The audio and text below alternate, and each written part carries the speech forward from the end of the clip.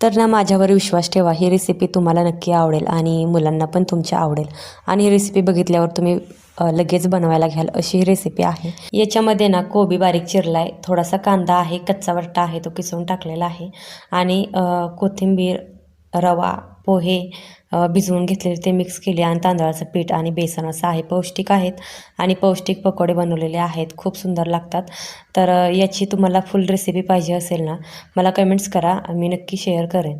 आता ही पकोडे आहेत ना तर खूप सुंदर लागतात, कडक होतात आणि हे तुम्ही सॉस, टोमॅटो सॉस असेल ना किंवा शेजवान चटणी त्याच्यासोबत खाऊ शकता। तुम्ही याचा चिला, आपण बेसन चिला बनवतो ना त्याप्रमाणेही बनवू शकता, एकदम पातळ पीठ करून। पण मी पकोडे बनवलेले आहेत, वरून एकदम क्रिस्पी, आतून एकदम सॉफ्ट अशी ही रेसिपी आहे। छानसा टिफिन भरायला घेतला टोमॅटो सॉससोबत, टिफिनमध्ये छानसे पकोडे भरले।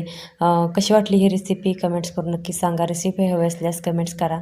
भेटूया अशाच नवीन पुढच्या ब्लॉगमध्ये। बाय।